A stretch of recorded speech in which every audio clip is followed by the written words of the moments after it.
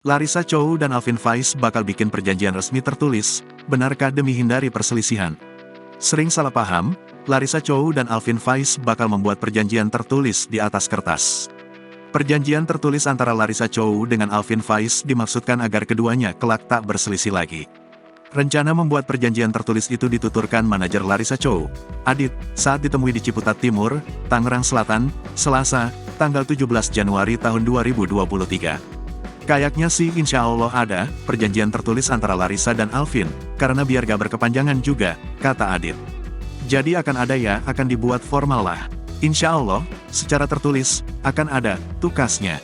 Menurut Adit, kedepannya Alvin dan Larissa tidak perlu lagi berselisih, terlebih di media sosial.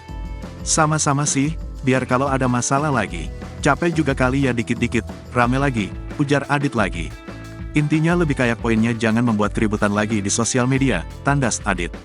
Diberitakan sebelumnya, nama Larissa Chow dan Alvin Faiz mendadak bikin media sosial heboh lagi. Melalui unggahan story di Close Friend, Alvin mendadak mengaku bahwa selama menikahi Larissa, ia telah berkali-kali diselingkuhi.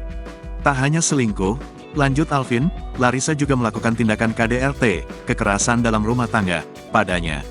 Alhasil, unggahan Alvin tentang borok Larissa pun mendadak heboh di media sosial. Menurut Adit, kehebohan itu muncul lantaran Alvin merasa tersulut emosinya. Emosi Alvin tersulut oleh ucapan putra kandung mereka, Yusuf, yang diunggah Larissa di fitur story Instagram.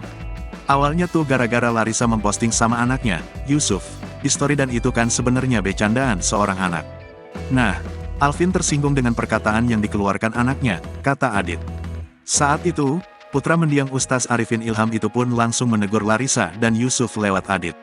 Akhirnya dia bilang ke saya, tolong sampaikan ke Larissa dan Yusuf, saya sampaikan ke Larissa. Larissa merasa bahwa ini kan cuma bercandaan, akhirnya dia mengeluarkan story yang, ini kan bercanda doang seorang anak, tuturnya.